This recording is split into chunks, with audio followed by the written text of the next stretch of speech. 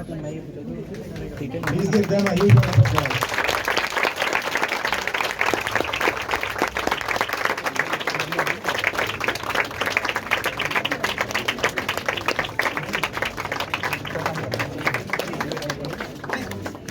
Please take your seats.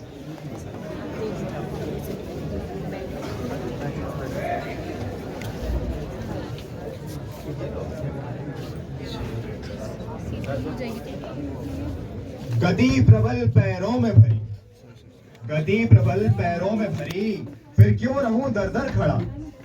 गति प्रबल पैरों में भरी, फिर क्यों रहूं दर दर खड़ा। जब आज मेरे सामने है रास्ता इतना बड़ा, जब तक न मंजिल पा सकूं तब तक ना मुझे विराम है। चलना हमारा काम है, चलना हमारा काम है। इसी आशा के साथ आज equal opportunity cell Shri Venkateswara महाविद्यालय के इस सेमिनार अभ्युदय में मैं अनुराग और मेरे सहमंच संचालक दीपंकर, माननीय प्राचार्य महोदया जो कुछ समय बाद हमारे साथ जुड़ेंगी, उप प्राचार्य महोदय, हमारे मुख्य अतिथि व वक्ता डॉक्टर विजेंद्र सिंह चौहान जी, कार्यक्रम संयोजक, शिक्षकगण और आप सभी प्यारे श्रोताओं का हम स्वागत करते हैं। अपने लिए सबके लिए तालियां बजाइए।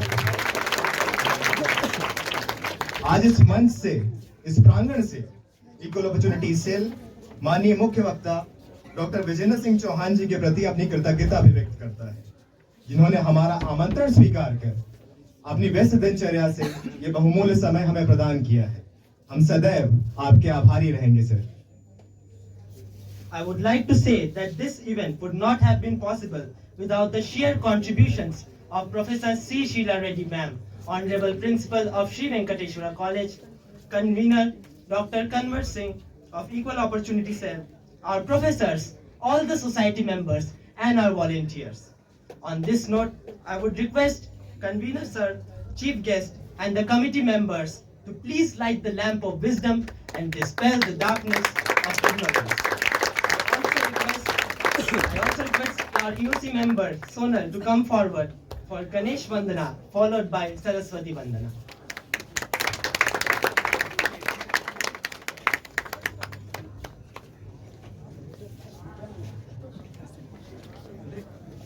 सर पहले नहीं सर अतिथि देवो भव।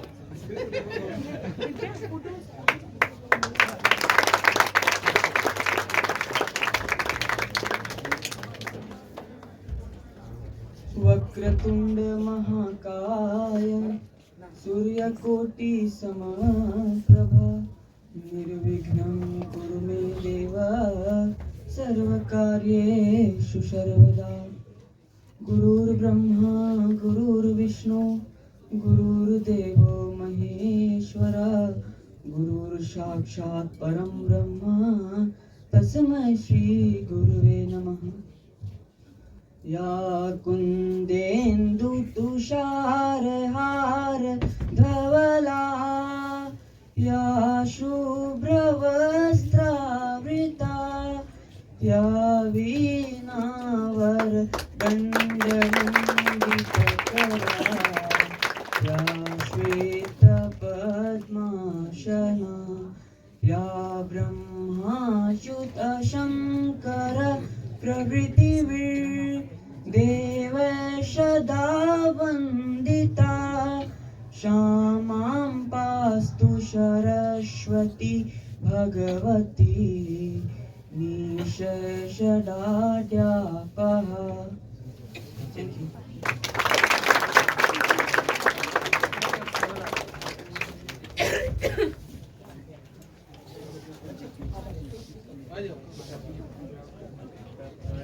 भरत भरत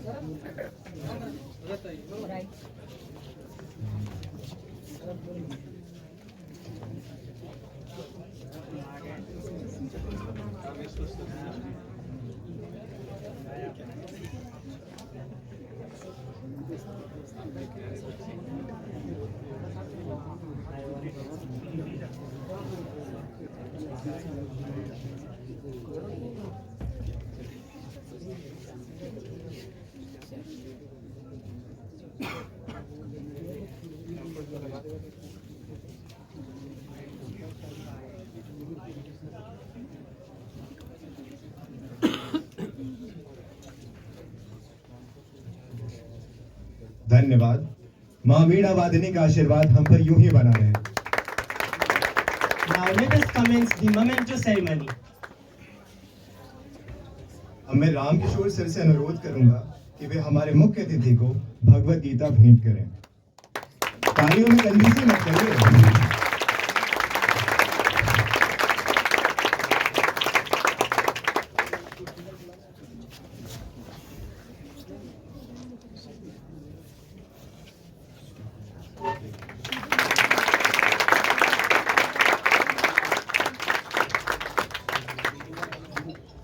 अब मैं कन्वर सर से निवेदन करूंगा कि वे हमारे अतिथि को अंग वस्त्र पहनाकर उनका स्वागत करें तथा आशीष जैन सर स्मृति चिन्ह के रूप में एक पौधा भेंट करें।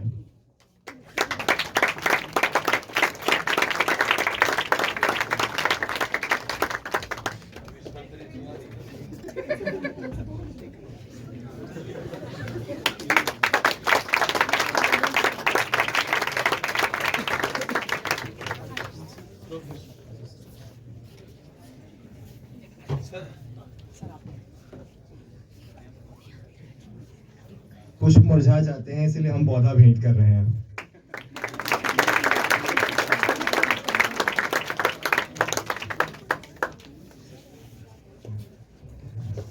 Thank you Srinivasan sir. Ashish Thakur sir. Ashish sir से मैं अनुरोध करूंगा कि वे हमारे मुख्य अतिथि को एक पौधा भेंट करें।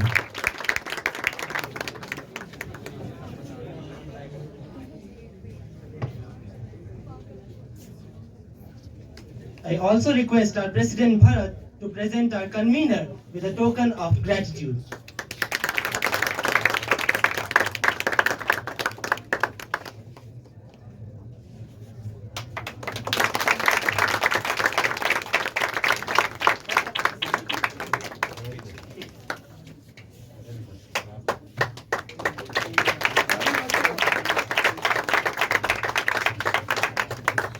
Moving ahead, established in 2013, the Equal Opportunity Cell is a social service society that has been operational for 9 years and has been extensively working for its pursuit of social justice for specially able students. The society comprises of PWD students and volunteers. With the help of this community, we are working to connect the specially able students with the mainstream society in the college and aid them in different spheres of life, from study-related assistance to organization of numerous functions and activities. अब मैं मंच पर आमंत्रित करता हूं EOC के वर्तमान अध्यक्ष भरत जी को कि वे अपने शब्दों द्वारा हमारे मुख्य अतिथि का स्वागत करें। करताल ध्वनि के साथ उनका स्वागत करें।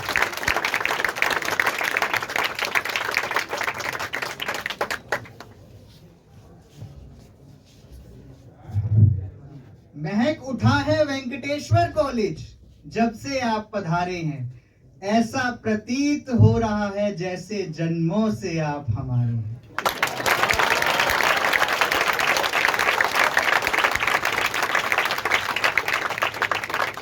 आदरणीय principal ma'am, doctor Kanwar sir और आज के हमारे माननीय सम्माननीय मुख्य अतिथि आदरणीय डॉक्टर विजेंद्र सर एवं यहाँ उपस्थित सभी प्राध्यापकगण, आप सभी के चरणों में मेरा नमन एवं यहाँ उपस्थित सभी छात्र छात्राओं को मेरा नमस्कार।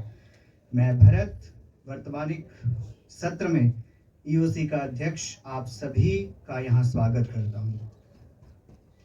सबसे पहले तो इस इवेंट में प्रिंसिपल मैम ने हमें परमिशन दी, उसके बाद सर ने हमारा निमंत्रण स्वीकार करके हमारे पे जो उपकार किया है, इसके लिए आपके अंदर जितनी ऊर्जा है पूरी ऊर्जा झोंक दीजिए सर का करतल ध्वनि से।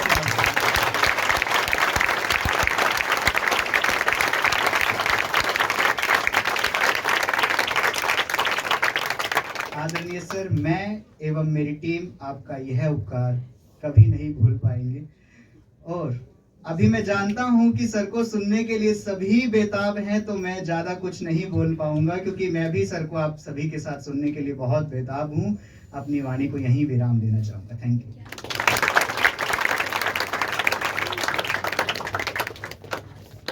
धन्यवाद अध्यक्ष जी। दोस्तों, मुझे एक जापानी कहावत याद आती है। क्यों तो हंसिए मत। कि वो तो 1000 दिन भी आप गुरु के सानिध्य में बिताए बिना रह सकते हैं, अध्ययन कर सकते हैं, पढ़ सकते हैं, लेकिन वो एक दिन भी गुरु के सानिध्य में बिताए गए दिन का अंश मात्र नहीं हो सकता। हम उस समाज में जीते हैं जहां मां से लेकर मातृभूमि तक सभी को गुरु की संज्ञा प्राप्त है।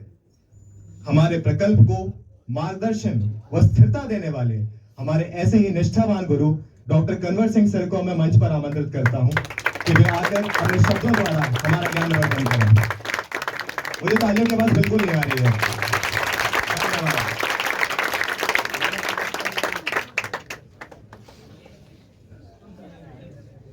निंदन्तु नीति निपुणा यदि वास्तुवन्तु लक्ष्मी समाविशतु गच्छतु वा यथेष्टम् अद्यैव वा मरणमस्तु युगान्तरे वा न्यायात् पथत् प्रविचलन्ति पदं न धीरा।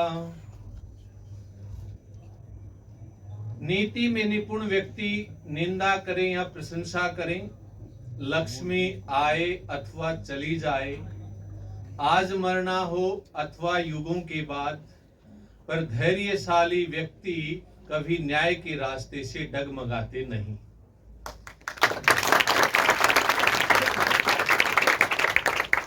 आदर व सम्मान के योग्य आदरणीय विजेंद्र जी, विजय और इंद्र साथ हैं, तो किसका हमें अन्य के साथ की आवश्यकता है। तथा अन्य सदस्यगण जिसमें professor Srinivasan sir, professor Kameshwar ji, हमारे अध्यक्ष स्टाफ एसोसिएशन के professor Ramkishore Yadav ji, physics department से प्रोफेसर अनंत जी, मैम नूतन जोशी जी, तथा अन्य सभी जो यहाँ उपस्थित हैं, उन सब का तथा विशेष रूप से समान अवसर प्रकोष्ठ के विद्यार्थी एवं जो इनके सहयोगी हैं, उनका विशेष अभिनंदन एवं सम्मान यहाँ मैं उनका प्रकट करता हूँ। तथा अन्य विभागों से, अन्य महाविद्यालयों से आए हुए सभी विद्यार्थियों का इस तिरुमला तिरुपति देवस्थानम तीर्थ स्थल पर महाविद्यालय के इस सभागार के अंदर हार्दिक स्वागत एवं सम्मान के साथ यहाँ उस प्रतीक्षा के क्षण को मैं बीच में बाधा बनता हुआ नहीं खोने देता कि जितना अधिक समय हम सुनने को लें उतना कम है। इसी के साथ आप सभी का पुनः धन्यवाद और सादर अभिनंदन। प्राचार्य महोदया मैम जैसे ही आएंगी तो आपको उनका भी जो है 2-3 मिनट आशीर्वाद अवश्य मिलेगा। उन्होंने कहा विजेंद्र जी को तथा सभी विद्यार्थियों को मेरी तरफ से कह देना, जवाहरलाल नेहरू यूनिवर्सिटी में वो किसी कार्यक्रम में हैं, तो जैसे ही आएंगी वो आपसे मिलेंगी। बहुत बहुत धन्यवाद।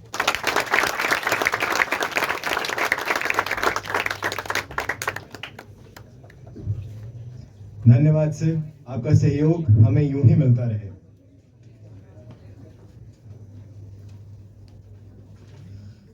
I now request Professor Ramakrishna sir to address the gathering and share with us his wonderful words of wisdom.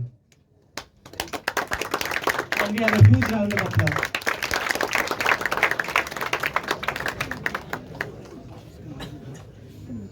सबसे पहले लॉर्ड बालाजी के मंदिर में आप सबका स्वागत है। और आज का दिन बहुत ही हमारे लिए महत्वपूर्ण है, क्योंकि आईएएस एस्पिरेंट्स जो भी हैं उनके लिए विजेंद्र जी चौहान हमारे साथ हैं। जैसा कि कन्वर सिंह ने कहा कि विजय और इंद्र साथ में हैं, और ये लॉर्ड बालाजी का कॉलेज है तो लॉर्ड बालाजी का ब्लेसिंग भी हमारे साथ है। ज़्यादा मैं समय नहीं दूंगा। हमारा स्लोगन ही है प्राउड हिस्ट्री प्रॉमिसिंग फ्यूचर, गौरवशाली इतिहास है और उन्नत भविष्य है। ऐसे कॉलेज के, श्री वेंकटेश्वरा कॉलेज के आप विद्यार्थी हैं, तो मैं आशा करता हूँ आप हमारे ब्रांड एम्बेसडर हैं और जहाँ भी जाएंगे हमारे कीर्ति को और बढ़ाते रहेंगे। आप अपना यश भी बढ़ाएंगे और कॉलेज का यश भी बढ़ाते रहेंगे। राधा कृष्णन जी के हाथों कॉलेज का जो है स्थापना हुई है 1961 में। इस साल हम लोग सर डायमंड जुबली ईयर मना चुके हैं। 60 साल गौरवपूर्ण इतिहास हमारा रहा है। तो हम सब के लिए, कॉलेज के लिए विशेष आभारी हैं तिरुमला तिरुपति देवस्थानम ट्रस्ट के चेयरमैन श्री वाई विश्वा रेड्डी गारू जी का, जिनके निर्देशन में कॉलेज हमेशा विकास के पथ पर अग्रसर है। We are thankful to our principal professor Shri Sheela Reddy, जिनके निर्देशन में कॉलेज निरंतर प्रगति कर रहा है।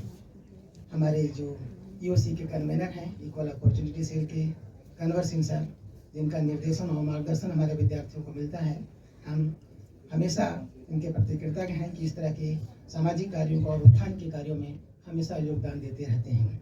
इन सबसे मैं भोजपुरी की एक पंक्ति the linguistic survey of India से कोट करता हूँ, which is the beauty of literature ही है, जिसमें विजेंद्र सर, आप कॉलेज के बच्चे, कॉलेज भी इन्हीं पंक्तियों के साथ मैं अंत कर रहा हूँ, क्योंकि ज़्यादा समय नहीं लूँगा और एक ही पंक्ति में कोट करूँगा कि देश महानवा काइलाना हो, देश महानवा काइलाना, ये सब बेंकी के लालाना, देश महानवा Kailana.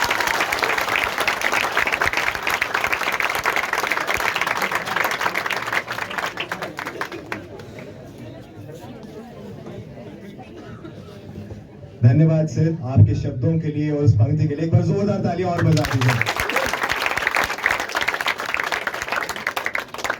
I would like to extend my gratitude to each one of you who has joined us today for the seminar. It feels great to see the enthusiasm with which all of you are present here today. All the participants are requested to please maintain the decorum and keep their questions for the Q&A session, which will be there at the end of the seminar.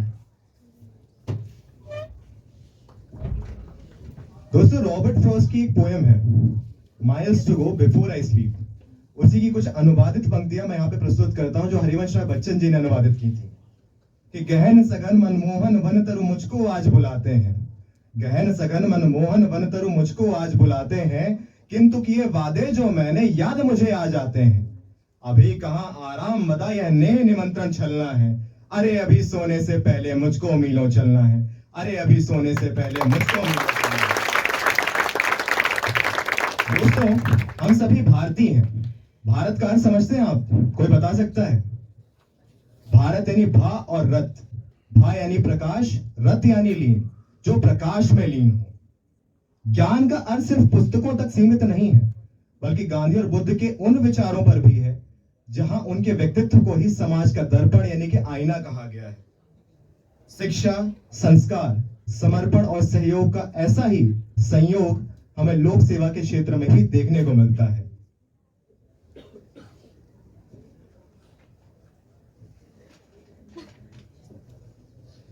अब मैं आमंत्रित करता हूं विश्व के सबसे बड़े लोकतंत्र हमारे भारत देश के लोक सेवक बनने के लिए उद्यम करने वाले, न जाने कितने ही युवाओं का दिशा निर्देशन और मार्गदर्शन करने वाले हमारे मुख्य अतिथि और वक्ता डॉक्टर विजेंद्र सिंह चौहान जी को, जो कि जाकिर हुसैन कॉलेज दिल्ली विश्वविद्यालय में सह प्राध्यापक भी हैं। ये मेरा सौभाग्य है कि मैं सर का एक सूक्ष्म परिचय प्रस्तुत कर रहा हूं। सूक्ष्म सिर्फ शब्द है, सुनिएगा ध्यान से। वे यूपीएससी परीक्षा के लिए एक प्रमुख कोचिंग संस्थान दृष्टि आईएएस कोचिंग में यूपीएससी उम्मीदवारों के मॉक इंटरव्यू के मुख्य संवाहकों में से एक है। आप सभी ने उन्हें देखा होगा।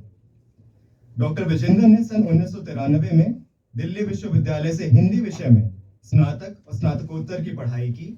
वह नेट जेआरएफ में भी सफलता प्राप्त की। उन्होंने दिल्ली विश्वविद्यालय से पीएचडी भी पूरी की।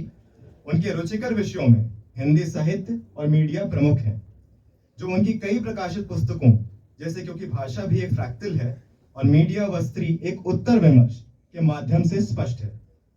15 से अधिक वर्षों के शिक्षण अनुभव के साथ डॉक्टर विजेंद्र सिंह चौहान के पास गहन अध्ययन, सत्यनिष्ठ आचरण और एक बहुत ही आकर्षक व्यक्तित्व है।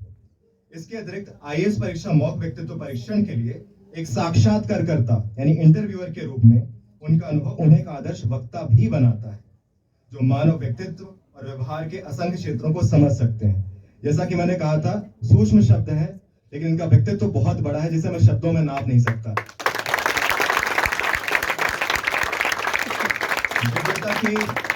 विद्वता के ऐसे मूर्तिमान व्यक्तित्व से मैं सिर्फ अनुरोध ही कर सकता हूं कि सर आइए और अपने शब्दों द्वारा हमारे श्रोताओं का मार्गदर्शन करिए।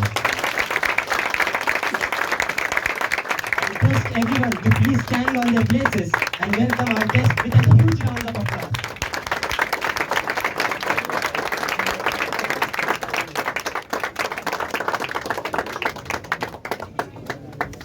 Yes.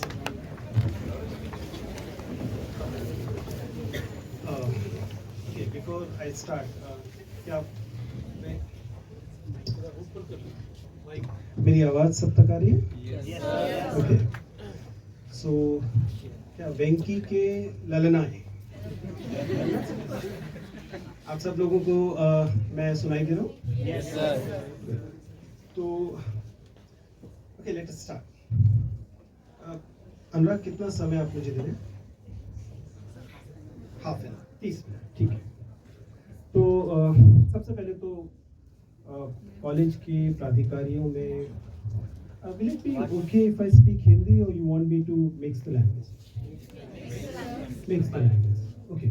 So what I'll do is that primarily I'll be speaking in Hindi, but I won't mind repeating a few phrases, sentences wherever required in English. For will that be okay?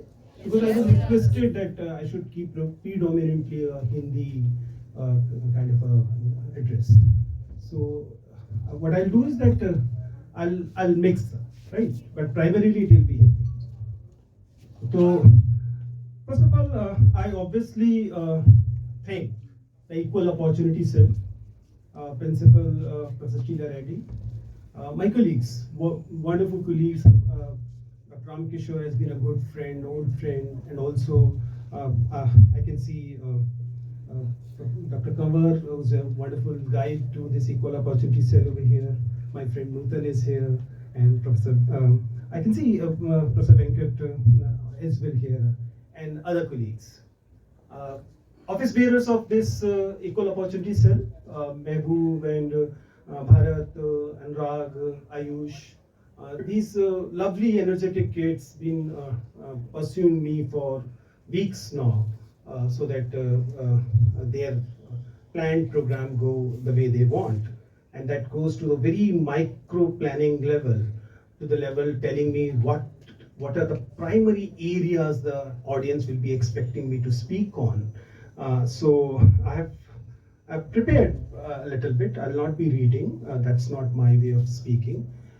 Before I speak any further, एक छोटा सा अनुरोध आप लोगों से ये है कि जब मैं मतलब एक छोटा सा तथ्य ध्यान रखेंगे, ये प्यारा सा बच्चा अनुराग मेरे पैदा होने के बाद पैदा हुआ।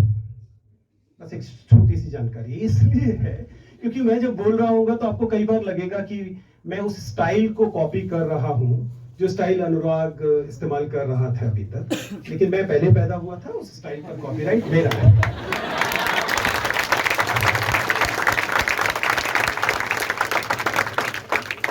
अगर प्लेगरिज्म का कोई भी आरोप लगेगा तो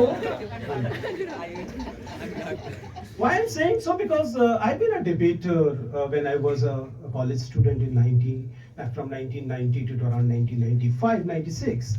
And me and Dr. Vikas Devikirti, all of you must be knowing it, we used to be the debating partners. And Venkateshwara College included. All these Delhi University colleges we used to run from pillar to post to get that extra remuneration we used to get, and we actually used to depend on that debating prize money for our education at that time. Dr. Vikas ने अपने interview में भी उसके बारे में mention किया है, शायद आप लोगों ने सुना होगा। तो मैं जिस स्टाइल को फॉलो करता था, डॉक्टर विकास से वो थोड़ी सी अलग हुआ करती थी, लेकिन वो लगभग एग्जैक्टली वही होती थी जो मिस्टर अनुराग अभी इस्तेमाल कर रहे थे। I wish you a PhD anyway. So ठीक है, तो मेरे ख्याल से हम बातचीत शुरू कर सकते हैं। मैं अपनी बातचीत को आमतौर पर एक सहज बातचीत जैसा ही रखूंगा। I'll not be, I won't go hyperbole, right? And similarly, as a matter of fact, I honestly want to convey that yes, जो कुछ इतनी देर से हो रहा था मेरे लिए थोड़ा सा ज्यादा था। मैं आम तौर पर इतने सबका अभ्यस्त नहीं हूं। ये इसलिए भी था कि जब आप इक्वल अपॉर्चुनिटी सेल से की तरफ से कार्यक्रम करते हैं, और शायद ठीक भी है, आप गुरु वंदना करते हैं, गुरु पूर्णिमा, गणेश वंदना करते हैं, तमाम चीजें करते हैं, खासतौर से गुरु पर वंदना वाले हिस्से पर सबने बताया भी, और इम्पोर्टेंट है, अगर अपने टीचर्स का सम्मान करें, व्हाई नॉट। लेकिन as a teacher I actually believe that I belong to that tribe. मैं उस कबीले से आता हूं, शिक्षकों का कबीला, जिस कबीले से कभी द्रोणाचार्य आए थे, राइट।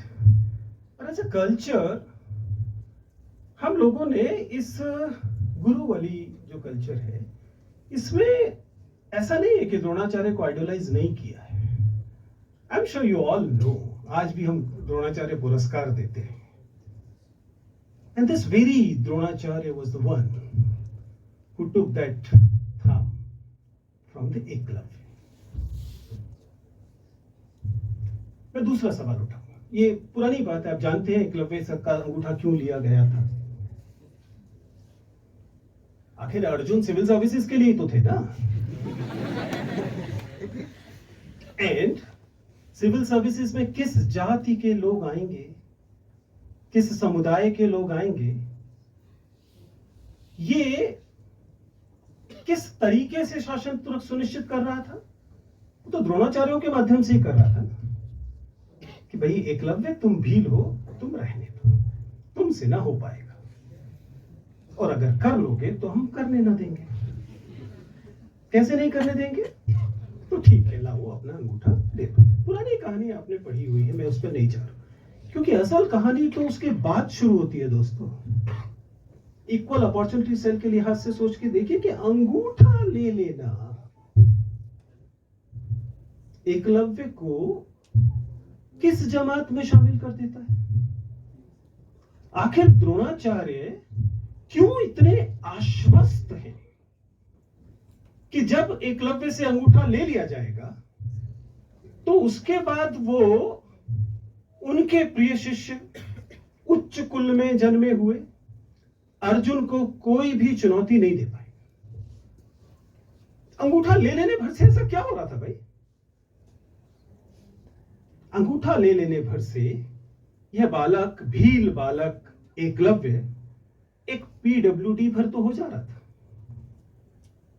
अब पूरे प्रश्न उसको समझिए कि कैसे व्यवस्था यह सुनिश्चित कर रही थी कि एक और तो जो जाति धर्म के एक्सक्लूजन थे, धर्म तो नहीं उस समय, तो जाति के एक्सक्लूजन थे, जाति वर्ण के एक्सक्लूजन थे, उनके तहत यह सुनिश्चित कर लिया गया कि पहले आपको उस कैटेगरी में डाल दिया जाए जिस कैटेगरी से जब आपको बराबरी नहीं दी जाएगी तो कोई सवाल भी नहीं उठाएगा।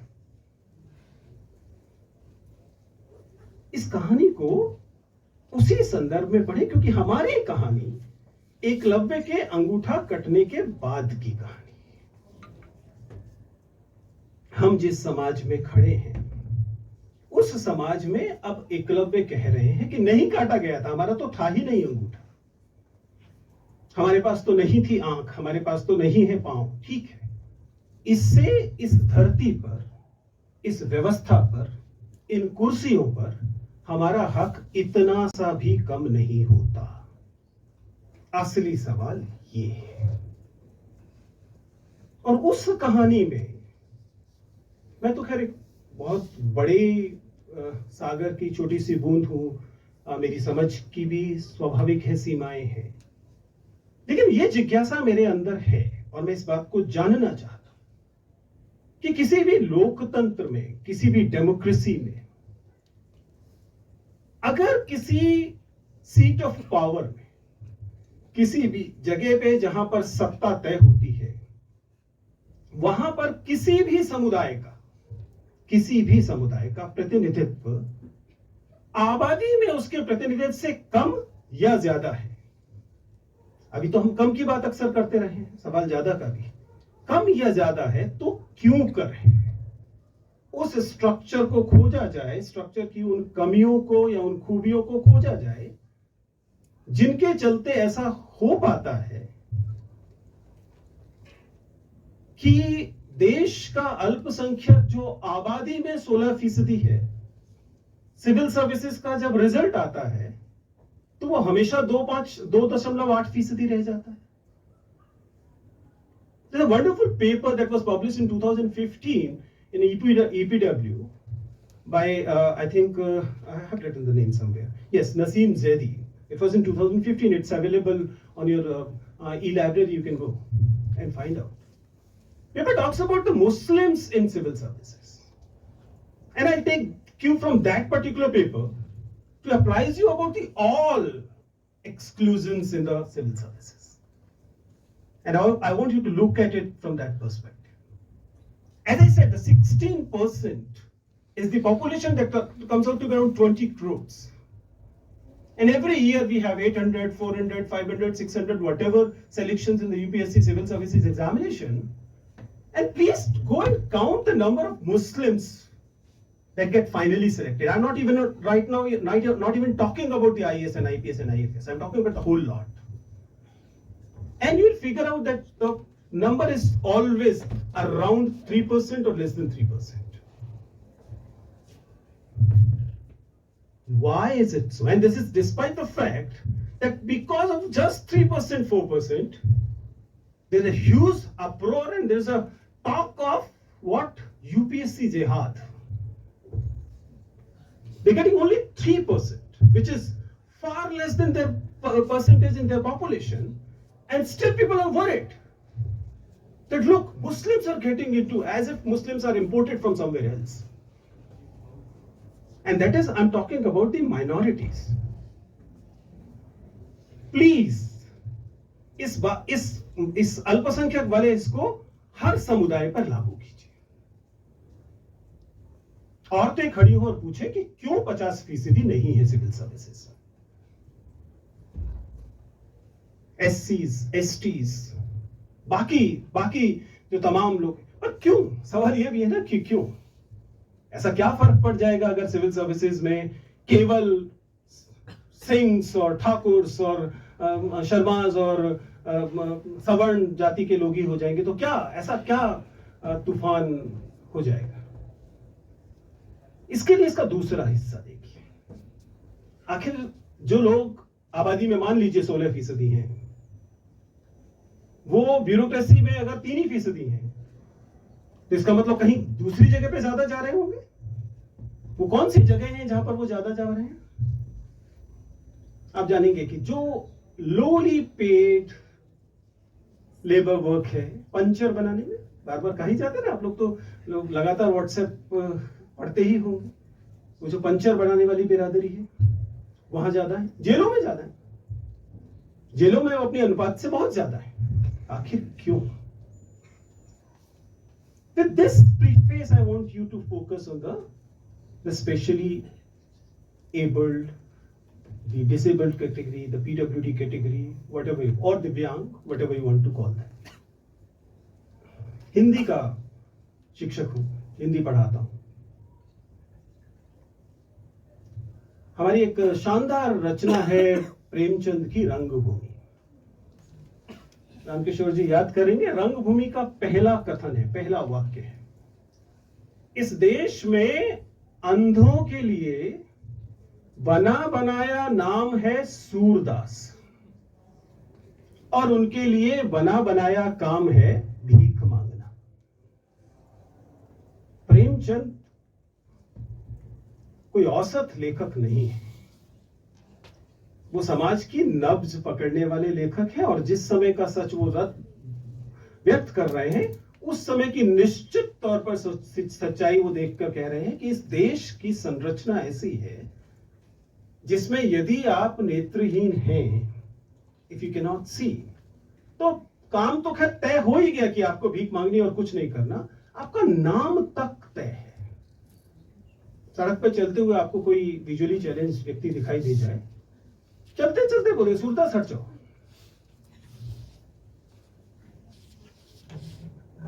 Let us own the cruelties of our system. Let us own the cruelties of this society. Because getting out of the denial is the first step to cure what is ailing. यहां से इस बिंदु को आपको समझना पड़ेगा और फिर आपको उन द्रोणाचार्यों को पहचानना पड़ेगा।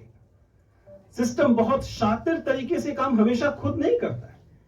अगर आप सिस्टम के पास जाए तो सिस्टम तो बहुत आसानी से बताएगा, देखिए हमने तो 3% से बढ़ाकर 4% कर दिया आरक्षण, हम कहां कह रहे हैं कि एक्सक्लूड किया जाए। फिर एक्सक्लूजन कहां से होगा? एक्सक्लूजन द्रोणाचार्य करेंगे, द्रोणाचार्य अपॉइंट किए जाएंगे जो सुनिश्चित करेंगे कि देखिए बाकी तो ठीक है, आ जाइए 4%, ABCDE इन सर्विसेज में नहीं चाहिए, इनको हटा दीजिए, XYZ सर्विसेज में नहीं चाहिए, हटा दीजिए, कंपटीशन करके आ जाइए। और कंपटीशन के लिए जब आप पहुंचेंगे मुखर्जी नगर, राजेंद्र नगर के कोचिंग सेंटर्स में, वो कहेगा देखिए व्हील चेयर की गुंजाइश नहीं है, यहाँ पर नीचे बैठ के पढ़ लीजिए, नहीं तो ऑनलाइन पढ़ लीजिए। पूरे सिस्टम को देखिए, अब आप देखेंगे कि सिस्टम के एक्सक्लूजन कितनी सोफिस्टिकेटेड तरीके से काम करते हैं। अगर आप उन्हें आइडेंटिफाई नहीं कर पा रहे हैं, उन्हें रिकॉग्नाइज नहीं कर पा रहे हैं, तो you keep blaming yourself for it. आपको लगेगा सिस्टम ने तो पूरा दिया इंतजाम, I could not compete.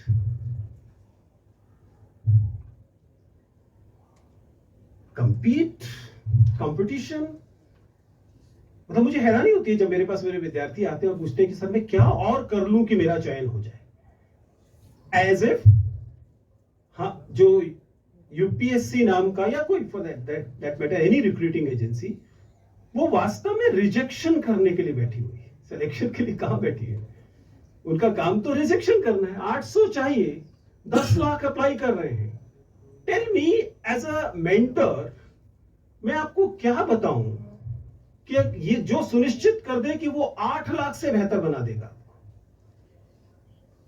Is that system that objective? No, it is not. It cannot be.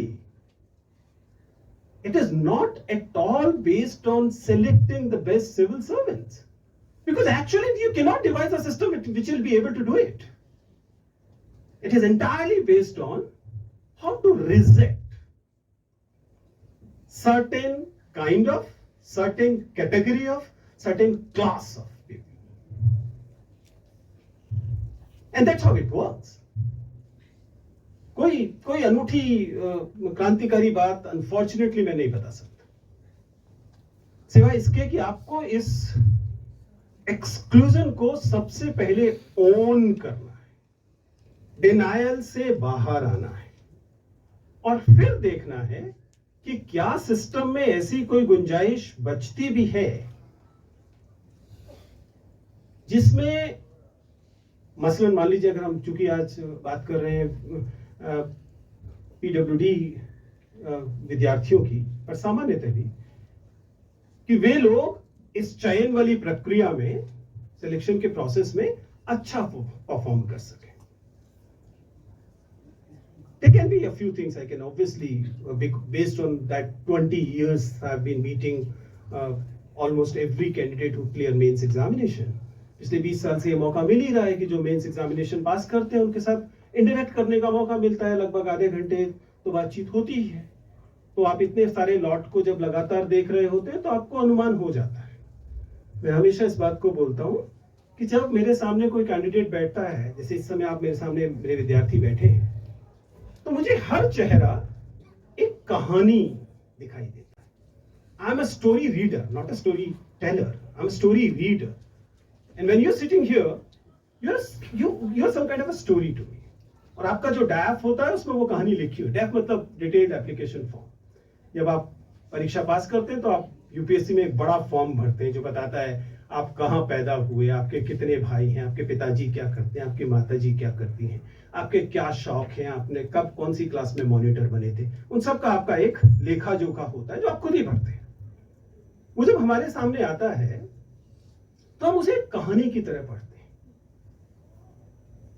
और पिछले 20 साल में जो हजारों कहानियां मैंने पढ़ी हैं, उनके आधार पे जो निष्कर्ष, जो कंक्लूजन्स मैं आपको दे सकता हूं, उन कंक्लूजन्स में एक इंपॉर्टेंट कंक्लूजन तो ये है कि ये बराबर लोगों की बराबर की लड़ाई नहीं है दोस्तों। Trust me, it is not. Okay, I will share 2 stories, both from the last years selection. नाम नहीं बताऊंगा, कोई जरूरत नहीं। बल्कि नाम चाहे लास्ट न्यूज नहीं, चलिए लेट्स एक्सपेंड इट।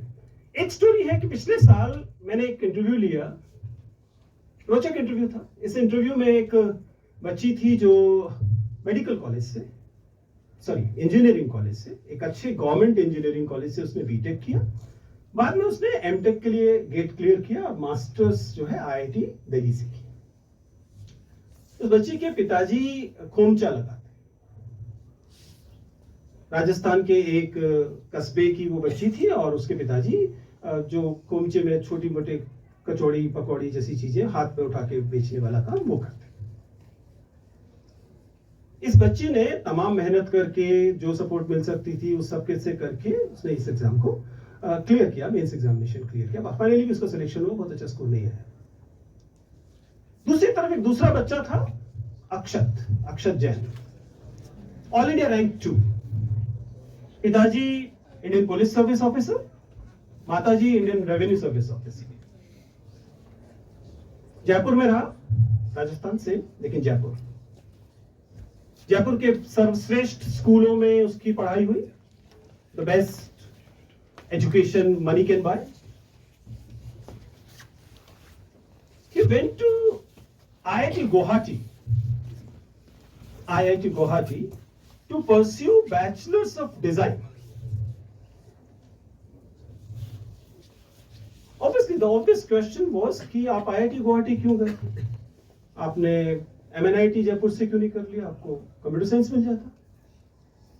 मुझे सवाल पूछने की जरूरत नहीं थी, डैफ में इस सवाल का उत्तर था, और उत्तर यह था कि माताजी पिताजी दोनों सिविल सर्वेंट हैं। जिस दिन बच्चा पैदा हुआ था उस दिन से तय हो गया था कि उसे सिविल सर्विसेज के लिए तैयार किया जाना है। उसको जो खिलौने दिए जाते होंगे, मेरा पुराना वाक्य है ये, कि जो खिलौने दिए जाते होंगे वो भी इस बात के होते होंगे कि सिविल सर्विस, ऐसे खिलौने से खेलने से सिविल सर्वेंट बन जाते हैं। तो entire nurturing from that cradle to that Mussoorie was planned meticulously by the best in the industry. As such, you cannot fault Akshat for it, right? हम कैसे कह सकते हैं कि आपका दोष है? कोई भी माँ बाप अपने बच्चे को बेस्ट एजुकेशन देंगे, उसके ड्रीम्स को नर्चर करेंगे, but do you believe it is fair to compare these two candidates, or the candidates who probably could not clear in the prelims examination? I have these stories because I could have access to the DAF of only the students who have cleared mains examination.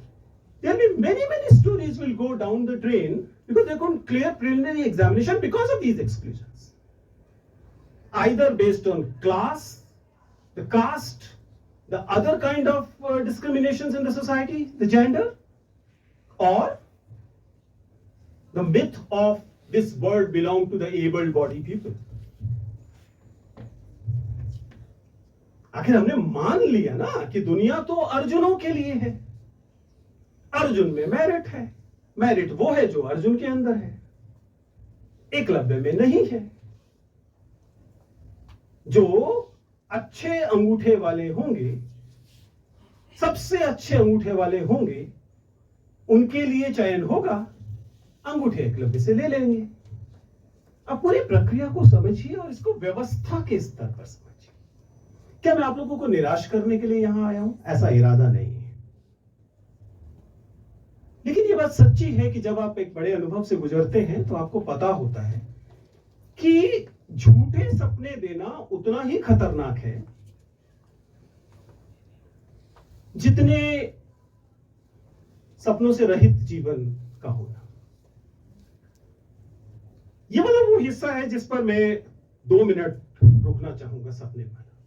The very same paper I am talking about in the EPW 2014 by Naseem Zaidi. The paper actually explored on the basis of primary data. कि ऐसी क्या वजह है? Form में तो कहीं नहीं लिखा है कि मुसलमान आईएएस नहीं बन सकते। स्कूल कॉलेजों में मुसलमान जा ही रहे हैं, तो वो फॉर्म भर के फटाफट आईएएस क्यों नहीं बन जाते? उनका पास सिलेक्शन रेशियो परसेंटेज इतना कम क्यों है? इसको एक्सप्लोर करने के लिए उन्हें 3-6 विश्वविद्यालय लिए, 3 विश्वविद्यालय, एक अलीगढ़ मुस्लिम विश्वविद्यालय AMU, Jamia Millia Islamia, and one from the Kerala. All 3 because it has predominantly Muslim students. And 3 other universities, Allahabad University, Banaras Hindu University, and another university from South. So that it can be comparable. And then data was compared. And what came out was interesting. It came out that the best of the Muslim community was not aspiring for civil services, while the best of the Akshat Jains of the majority community are aspiring for civil service. In other words, exclusion starts at the level of dreams. If you're coming from the excluded community, if you're a visually challenged person, I've been in the company of visually challenged friends and students for many years now. They're scared of dreaming big. They're scared of dreaming big. Because big dreams have big risks. And many of them cannot afford big risks. तो अगर आप एक visually challenge student हैं तो आपका पहला प्रयास आपके तमाम लोग, आपका समाज आपको बताएगा। प्रेमचंद तो खैर बता गए थे कि जाइए मंदिर के बाहर खड़े हो जाइए, भीख मांगिए। लेकिन हमारा समाज में बाकी लोग भी बताएंगे, देखिए पहले कहीं स्कूल की नौकरी थोड़ी सी तय कर लीजिए, किसी ऐसी चीज में एडमिशन ले लीजिए जहां से कम स्कूल वाली नौकरी आपको मिल जाए।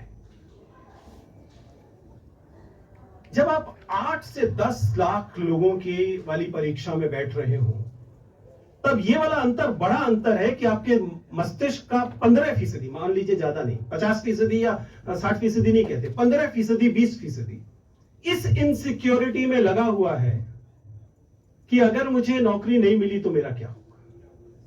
That's good enough. वो आपको पिछड़ा कर देने के लिए पर्याप्त है। तीसरा अटेम्प्ट देने वाले कैंडिडेट्स का इंटरव्यू लेना बहुत मजेदार। जो लोग थर्ड अटेम्प्ट दे रहे होते हैं, लड़के और लड़की, लड़का थर्ड अटेम्प्ट में अपनी सबसे ज्यादा फियर्स पावर के साथ होता है, गलतियां कर चुका है, सीख चुका है, एकदम एज पर है, पूरी ताकत लगा है।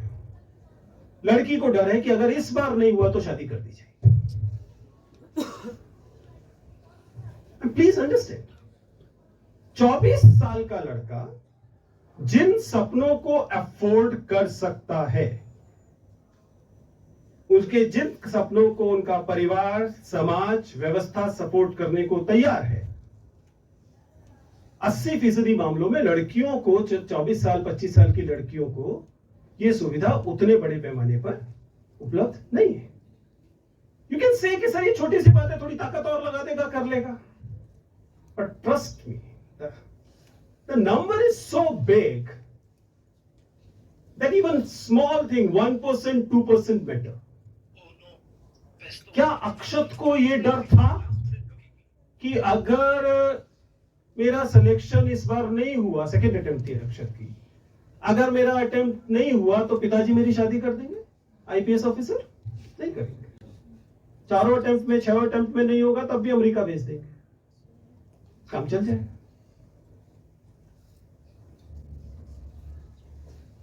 Problem.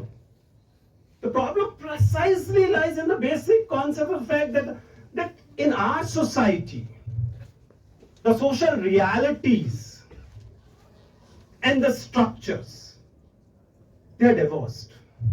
एक दूसरे के अनुसार नहीं है। समाज में जाति है, समाज में लिंग भेद है, समाज में वैमनस्य है, सांप्रदायिकता है, और स्ट्रक्चर डेमोक्रेटिकली ये अज्यूम करके चलता है कि इनमें से कुछ नहीं है। So it ask unequals to compete equally, which results in powerful, rich, resourceful people getting more representation and the deprived getting less representation. Such a simple thing. It is simple thing to identify, but very difficult thing to actually eliminate. इसको दूर करना उतना ही मुश्किल है जितना इनका जो पहचानना जितना आसान है। इसके बाद दो छोटी छोटी चीजें मुझसे और अनुरोध किया गया था कि एक्सक्लूजन तो है सर, ये बताइए कि एनईपी नई शिक्षा नीति कुछ मदद करेगी कि नहीं करेगी। यहां पर मुझे एक डिस्क्लोजर या डिस्क्लेमर देना पड़ेगा। अगर आप इंटरनेट या दूसरी जगहों पर देखते हैं, आप जानते हैं कि मैं सैद्धांतिक तौर पर नई शिक्षा नीति का विरोध करता रहा हूं। इसलिए स्वाभाविक है उस नीति में मुझे उतनी सकारात्मक चीजें नहीं दिखाई देती।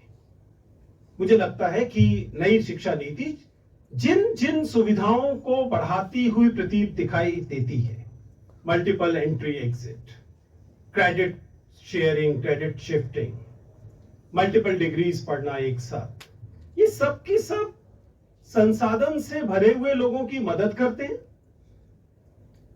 और वे लोग जो कि संसाधन के मामले में रिसोर्सेज को लेकर बहुत अच्छी स्थिति में नहीं है, ये उनके अगेंस्ट जाते हैं, ऐसा मुझे लगता है। मल्टीपल एंट्री एग्जिट में अगर मैं पूछूं, मैं जाकिर हुसैन कॉलेज में पढ़ाता हूं, अगर ये कहा जाए कि 2 साल के बाद डिप्लोमा मिलेगा, 3 साल के बाद डिग्री मिलेगी, 4 साल के बाद ऑनर्स मिलेगा, तो कौन से लोग होंगे जो 2 साल के बाद ड्रॉप आउट करेंगे?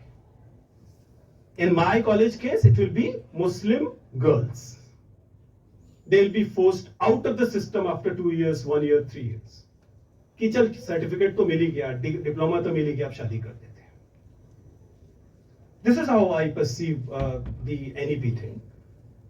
But for the civil services aspirants, it is definitely a nice thing, because up you can plan your civil services preparation from first year.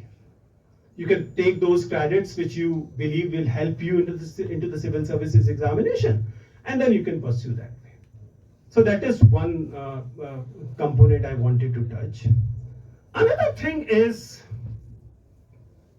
जैसा कि मुझसे इस तरह की हर महफिल में पूछा जाता है कि सर बताइए कि आईएएस कैसे बन जाए।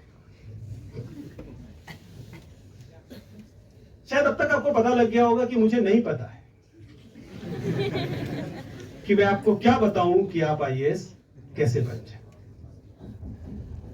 ये जरूर है कि इतने साल टेबल के दूसरी तरफ बैठने के बाद अगर आप मेरे सामने बैठे होंगे तो मैं कमोवेश अनुमान लगा सकता हूं कि आज की स्थिति में आप आईएएस बनने लायक हैं, बन पाएंगे या नहीं बन पाएंगे। वो कभी कभी आपको अनुभव ऐसी आंख दे देता है, थोड़ी सी बातचीत करने से पता लग जाता है। लेकिन आप एक क्लीन स्लेट हैं और मैं आपको प्रिस्क्रिप्शन दे दूं और आप आईएएस बन जाएं, ऐसा शायद मेरे पास कोई समाधान नहीं है। ना तो विजुअली चैलेंज लोगों के लिए है, ना अन्य डिसेबिलिटी वाले लोगों के लिए है, ना ही सामान्य अन्य लोगों के, सामान्य शायद सही शब्द नहीं है, बाकी लोगों के लिए। लेकिन मैं कुछ चीजें जरूर बता सकता हूं जो आप ना करें तो शायद फायदेमंद रहेगा। पहली बात तो, आप जब कूद रहे होंगे समर में सिविल सर्विसेज की प्रिपरेशन के, आज से 1 साल या 2 साल के बाद, वो लैंडस्केप वही नहीं होने वाला है जो लैंडस्केप आज से 5 या 7 साल पहले था। Post Covid everything has changed. Please plan accordingly. तो ये तमाम मोटिवेटर्स, तमाम रील्स बनाने वाले विजेंद्र चौहान जो आपको दिखाई देते हैं, जिनको सुनते हुए लगता है कि बस इस बात को मान लो कल आईएएस बन जाएंगे, मत कीजिए। प्लान अपना बनाइए। ये अपनी शक्तियों को, अपनी ताकत को, अपनी स्ट्रेंथ्स को पहचानना और उसके अकॉर्डिंग अपना प्लान बनाना है। माय एडवाइस विल बी कि आप उसे फॉलो कीजिए। टॉपर स्ट्रेटेजी को कॉपी मत कीजिए, that won't help you beyond a point. आप उसमें अच्छा लगता है, आपकी स्ट्रेंथ के साथ सूट करता है, बना लीजिए।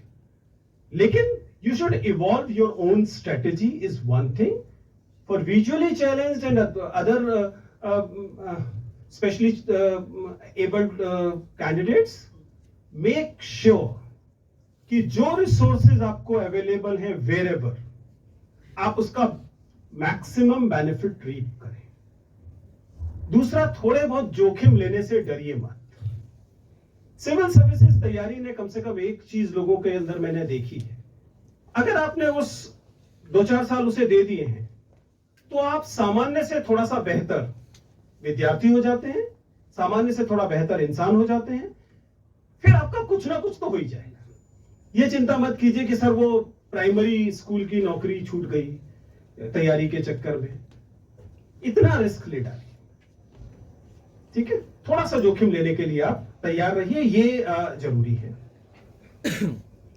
एक सलाह, चाहे आप आईएएस बने या ना बने, बनना चाहें या ना चाहें, लेकिन आपका श्री वेंकटेश्वरा कॉलेज, दिल्ली विश्वविद्यालय या दिल्ली विश्वविद्यालय के बाकी इंस्टीट्यूशंस, वो जिस चीज में आप पर इन्वेस्ट करते हैं वो एक बेहतर इंसान बनाने की प्रक्रिया है। If you are not a good human being, if you are not sensitive, you cannot be a good bureaucrat. That's a basic thing. मैं तो बार बार कहता हूं कि आप आईएएस बनेंगे या नहीं बनेंगे इस बात से तय होता है कि जब आपके क्लास में आप नोट्स बनाते हैं, क्या आप उन लोगों से शेयर करते हैं जो किसी वजह से क्लास में नहीं थे, या आपको लगता है नहीं मैं अपने दोस्त से 2% फालतू नंबर ले आऊं? If not, you're not a sharing person. And sharing is right. So if you're not a sharing person, then you're not ready for the Civil Services 2.0. What is Civil Services 2.0? For that you'll have to recall what exactly is Web 2.0. What is Web 2.0? Web 2.0 is, Web 2.0 आपने पढ़ा, मूने और रेले ने ये concept दिया था, but the concept basically says कि beyond a point, it is around 2005-06, internet का nature बदल गया है and not the sharing. Internet का प्राइमरी वो है यूट्यूब, फेसबुक, व्हाटएवर, सारी सोशल मीडिया दिख जाएगी। उसमें आपसे पूछे कंटेंट किसका है, ट्विटर पे कंटेंट इलॉन मस्क का कौन सा है? कुछ नहीं है, यूजर का है। यूजर एक दूसरे से शेयर कर रहे हैं, ठीक है? And that's what web 2.0 is. Civil services 2.0 is also the same. ये घेर कर शिकार करने की, भेड़ियों के तरह घेर कर शिकार करने की चीज हो गया है, लोन वुल्फ वाली चीज नहीं है, प्लीज अंडरस्टैंड। कमरे में बंद होकर मैं 16 घंटे पढ़ूंगा, अच्छा आईएएस बन जाऊंगा, नहीं होगा। Make sure that you are eager to co-learn things with your peers. That is the way forward. Both in terms of cognition, ज्ञान के मामले में भी, और पर्सनालिटी के मामले में। अगर आप एक समूह में हैं जिसमें 8 लड़के यूपीएससी की तैयारी करते हैं, 8 के 8 इलाहाबाद से आए हुए हैं, नहीं होगा दोस्त। इसलिए नहीं कि इलाहाबाद से मेरी कोई मेमनस से, प्यारी जगह है, लेकिन जब आपके पीयर्स में डाइवर्सिटी नहीं है, उसमें अलग अलग कल्चर से आए हुए लोग नहीं हैं, लड़कियां नहीं हैं, उसके अंदर विजुअली चैलेंज या मुसलमान नहीं हैं, you are missing out on learning. You getting the basic thing? Please be in a diverse group that will make you a sensitive person, that will make you when you will become a better officer and you will be a better aspirant as well, and at least in the interview part you will perform better than the people who are coming from a single, narrow, polarized understanding. So basically, मैं आपको क्या गुर देने की कोशिश कर रहा हूं? मैं कह रहा हूं कि बेहतर इंसान बनने के रास्ते पर चलिए, बेहतर अधिकारी बन जाएंगे। चीजों को साझा कीजिए, उन लोगों के साथ खास तौर पे कीजिए जिनके पास वो नहीं है और आपके पास है, क्योंकि ये संयोग नहीं है कि आपके पास है। इस सिस्टम ने, इस स्ट्रक्चर ने ऐसा बनाया है कि कुछ के पास ये है और कुछ के पास नहीं है। आप पहुंच गए दिल्ली, आप पहुंच गए वेंकटेश्वरा कॉलेज, आपका दोस्त जो प्राइमरी स्कूल में था आपसे अच्छा था, याद कीजिए कोई ना कोई जरूर होगा जो आपसे अच्छा था, या कम से कम उतना अच्छा था जितने अच्छे आप थे। वो अभी आपके ही कस्बे में बैठा हुआ है, सरस्वती शिशु मंदिर में बैठा हुआ सरस्वती वंदना कर रहा है। आप समझ पा रहे हैं पूरे प्रकरण को? आप यहाँ हैं और वो यहाँ नहीं है, इसके पीछे भी तो कोई डिजाइन काम कर रहा है ना, उसे पहचानिए। ये चंद बातें थी जो मैं आपसे शेयर करना चाहता था। ये प्रिय बातें नहीं, आपने महसूस किया होगा इनमें से कई सारी बातें अप्रिय हैं। खासतौर से अगर मैं आते ही बताऊं कि इतनी सारा शॉल वॉल देने के बाद कहूं कि नहीं नहीं गुरु बहुत बुरे होते हैं, तो मेरे कोलीग्स पहले ही नाराज बैठे होंगे। लेकिन कभी कभी कम से कम मैं ऐसा करता हूं, हालांकि मैं कोशिश करता हूं कि मीठे तरीके से करूं। अगर आप लोगों ने मेरे फीडबैक सेशन देखे हैं तो मैं आप तक फीडबैक देते हुए कभी ये नहीं कहता कि ये बुरा था बदल दो, मैं कहता हूं और अच्छा हो सकता है। बात वही है, लेकिन आप कहते समय थोड़ा सा इस बात को मॉडरेट करते हैं। तो मैंने भी कोशिश तो की है, लेकिन सच्चाई बोलने का जोखिम तो लेना ही पड़ता है। With this I thank again all of you. अगर कुछ बातें रह गई होंगी तो शायद आप कुछ सवाल अगर पूछना चाहेंगे तो उनसे हम लोग बातचीत कर लेंगे। प्लीज ये उम्मीद मत कीजिएगा कि मैं सर्वज्ञानी हूं, मेरे पास आपके सब सवालों के उत्तर हैं। आपने देखा ही, मैंने बताया कि मेरे पास आपको तुरंत आईएएस बनाने तक का कोई रास्ता नहीं है। लेकिन फिर भी यदि आपके पास कोई सवाल है तो जैसा भी आयोजक कहें मैं प्रस्तुत हूं। Thank you very much.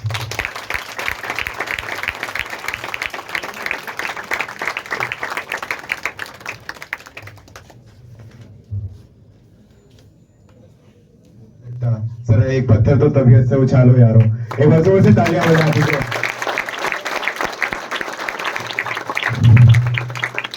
धन्यवाद सर, एक ऐसे परिदृश्य को सामने रखने के लिए जिसे हम रोज देखते हैं समझते हैं, पर उसके पीछे का शायद विज्ञान नहीं जान पाते। आपने ही एक सत्र में मैंने आपको सुना था कहते हुए कि अच्छा वक्ता वो है जो श्रोता को और अधिक विवेकपूर्ण बना दे, और आज आपने उसे प्रत्यक्ष रूप से प्रमाणित भी कर दिया है। धन्यवाद sir.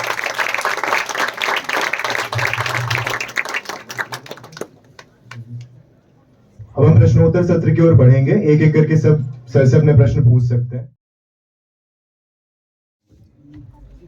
Good afternoon, sir. Good afternoon to all the faculty members and my dear all friends. Sir, so my question is related to UPSC preparation. I want to do it after my graduation. As I am now in third year, last year of my graduation, so I want to do further preparation after my graduation. So sir, will I do it after my will I do my preparation with MA, or I just go with my preparation only? जी, आपका नाम क्या? नाम क्या बच्चे? सब बुलबुल। और नहीं दीजिए, और प्रश्न दीजिए।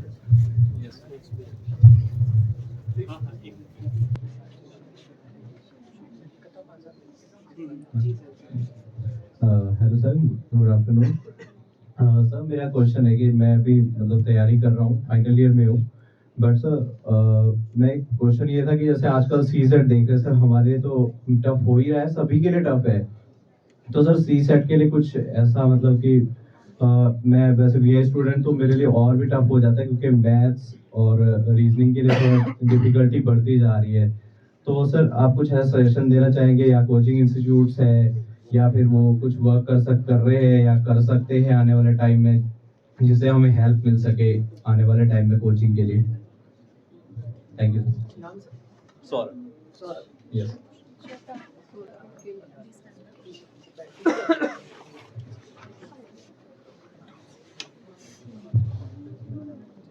हेलो सर, मेरा नाम आकाश शर्मा है। और सर मैं ये पूछना चाहता हूँ कि जैसे कि आपने बताया कि सर संस्थान जो भी कोचिंग इंस्टीट्यूट्स हैं वहाँ पे कोई बेसिक फैसिलिटी भी अवेलेबल नहीं कराई जाती है सर, कि हम लोगों को बुक्स या पीडीएफ या रिकॉर्डिंग इस तरीके से। तो मैं पूछना चाहूँगा सर कि आप काफ़ी सालों से दृष्टि के साथ जुड़े हुए हैं, तो सर क्या उस संस्थान ने कुछ ऐसा किया है या कुछ कर सकता है सर? जिससे हमें एटलीस्ट बुक्स तो या ये सब चीज़ें तो मिल ही जाए।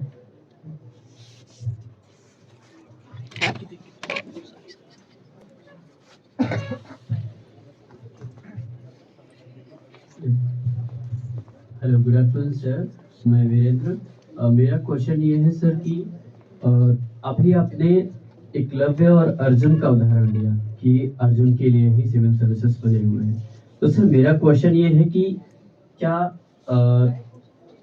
हम एक तो यूपीएससी वैसे भी कंपटीशन टफ है तो रिस्क वो है, तो क्या सर एकलव्य के लिए एक और रिस्क हो जाता है, तो क्या इसमें आप परसेप्शन को चेंज करने के लिए कोई सुझाव देंगे सर? कैसे परसेप्शन चेंज हो सकता है सोसाइटी का और यूपीएससी का, या दो रिस्क लेने के लिए हम तैयार हो जाए? Mentorship and coaching centres. Sir जो मेरा क्वेश्चन है वो यही है कि what the percentage of coaching institutes being beneficial to the students and who are doing by self-study or by person mentorship? What's the difference in the percentage of them being successful in the civil services? Thank you, sir.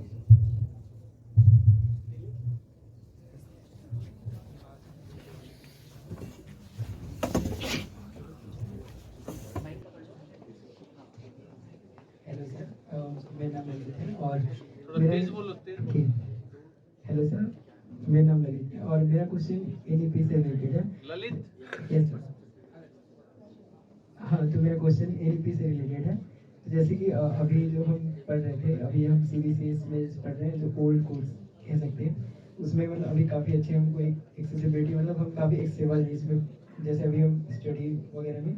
तो क्या मतलब इसमें जो हमारा अभी जो NEP आने वाला है इस टाइम से, जो इस बार जब हमारे जूनियर्स आएंगे, तो उनमें क्या कोई ऐसा कुछ और किया गया है दिव्यांगों के लिए, ताकि और भी ज़्यादा हमारे लिए स्टडी एक्सेसिबल हो सके?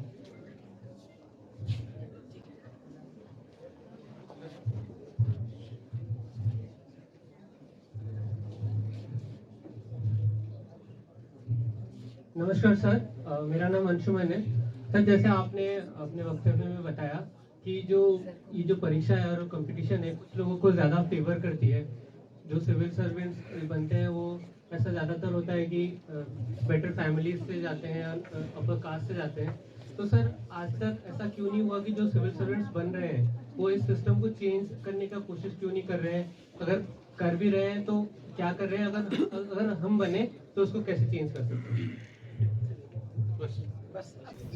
ओके, चेक, आवाज आ रही है? Yes sir. देखिए, कुल मिलाकर वैसे 7 सवाल मेरे सामने हैं। इनमें से कुछ के प्रश्न के उत्तर शायद मैं दे पाऊंगा और जितना मेरी समझ है वो मैं शेयर करूंगा। फिर से वो डिस्क्लेमर है कि आप इस बात को समझिए कि जैसे आपके साथी शिक्षक हैं, मैं भी विश्वविद्यालय का शिक्षक ही हूँ। ये सही है कि पिछले 20 सालों से मुझे बार बार मौका मिला है कि मैं इस जो कोचिंग इंडस्ट्री होती है उसमें देखूं कि कैसे मेंटरशिप और दूसरे कार्यक्रम चलते हैं, लेकिन मेरे पास कोई औपचारिक क्षमता नहीं है उसे बदलने की। लेकिन जो समझ अब तक मेरी बनी है उसके हिसाब से अगर बुलबुल के सवाल को से शुरू करें, सबसे पहला सवाल था और वो जानना चाहते हैं कि एमए करें या यूपीएससी की तैयारी करें। ये सवाल जाहिर है कि किसी भी सेकेंड ईयर थर्ड ईयर के स्टूडेंट के मन में आता है कि सिविल सर्विसेज प्रिपरेशन कब करनी चाहिए।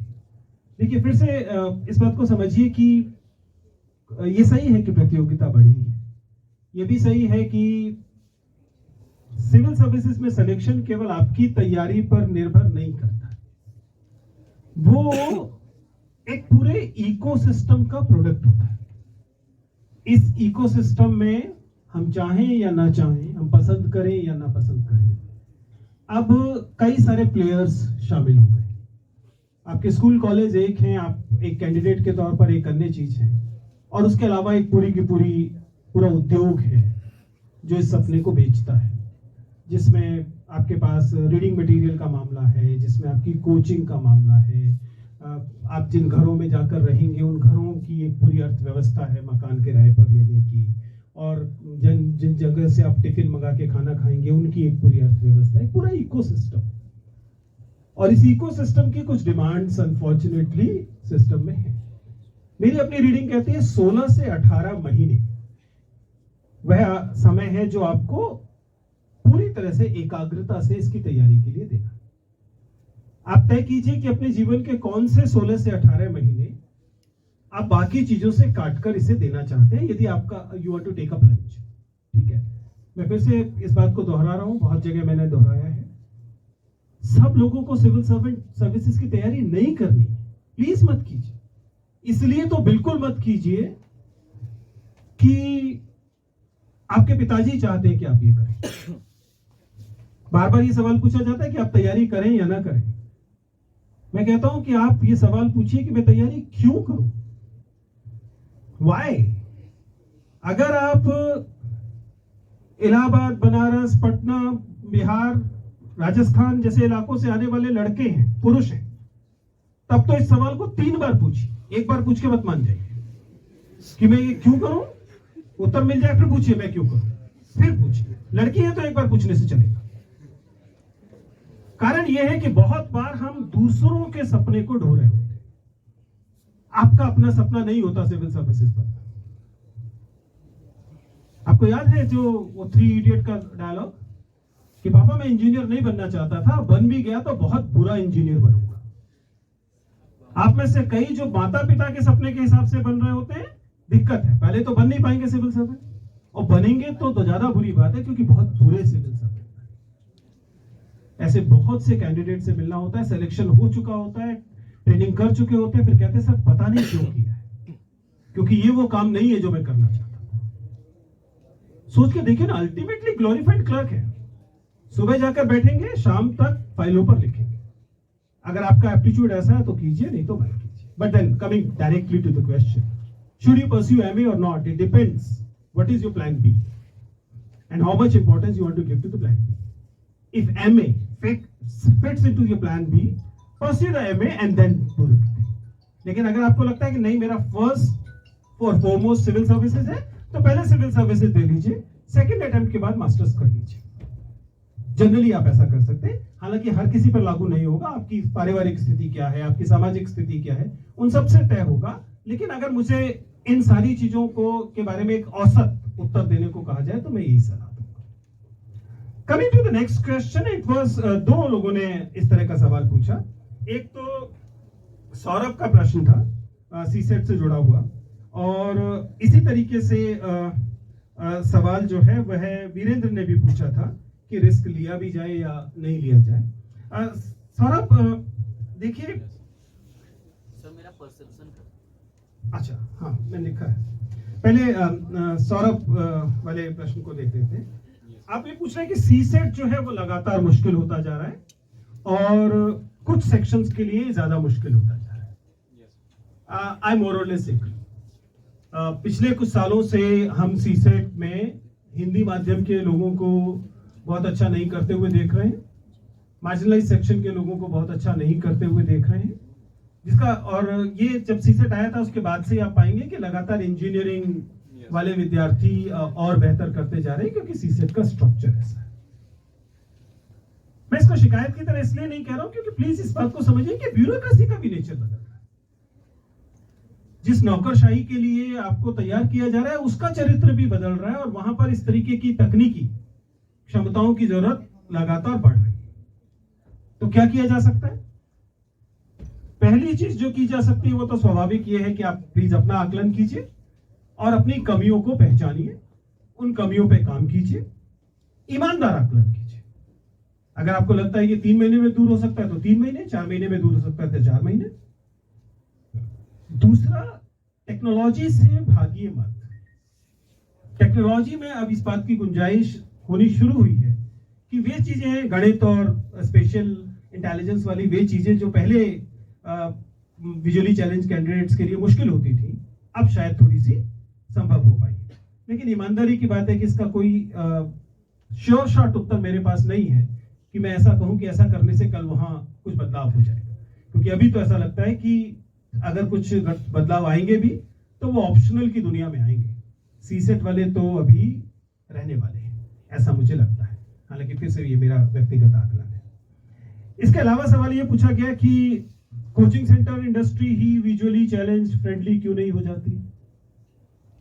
ये ऐसे है, आपने दुष्यंत कुमार को सुनाया था, एक पत्थर तो तबीयत से उछाले हो यारो।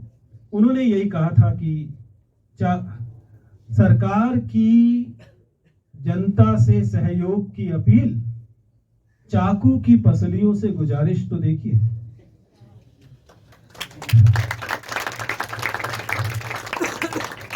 देखिए बाजार है, बाजार से संवेदनशीलता की उम्मीद एक सीमा के बाद नहीं की जा सकती। अगर श्री वेंकटेश्वरा कॉलेज में एक विद्यार्थी है जिसे 3rd फ्लोर की क्लास दी गई है और वो व्हील चेयर बाउंड है और आपके पास मान लीजिए लिफ्ट नहीं है, रैंप नहीं है, उसका हक है वो धड़धड़ाता हुआ प्रिंसिपल साहब के पास जाए, प्रिंसिपल मैम के पास जाए कि मैम मेरा आपने एडमिशन लिया है, मैं एक स्टेट फंडेड इंस्टीट्यूशन में हूं, आपकी जिम्मेदारी है कि मैं क्लास तक जाऊं, अगर किसी वजह से क्लास वहां नहीं पहुंच पा रही तो क्लास नीचे लेकर आइए। और मैं आपको यकीन दिलाता हूं, श्री वेंकटेश्वरा कॉलेज मेरा कॉलेज नहीं है, लेकिन चूंकि मैं भी इसी संस्थान, इसी तरह के इंस्टीट्यूशन से हूं, मैं यकीन दिलाता हूं कि आपका इस बात का समाधान होकर रहेगा। ऐसा नहीं हो सकता कि आपको कक्षा से वंचित कर दिया जाए। लेकिन क्या बाजार भी ये करेगा? नहीं। बाजार के पास आसान तरीका, वो हिसाब लगाएगा कि आप कितने लोग हैं, कितने लोग हैं, क्या आपके लिए सिस्टम बदला जाना चाहिए, या फिर वो आप पर तरस खाएगा। कोई एक रहम दिल आपको कोचिंग का मालिक मिल जाएगा जो कहेगा अच्छा ये बात तो सच है, चलिए आपके लिए कुछ करते हैं, मैं आपके लिए पर्सनली आपको पीडीएफ मुहैया करा देता हूं। लेकिन सिस्टमिक सॉल्यूशन वहां से नहीं निकलेगा, बाजार आपको सिस्टमिक सॉल्यूशन नहीं देगा। And let's face it for once and all, coaching industry is industry, there is a profit motive there, ठीक है।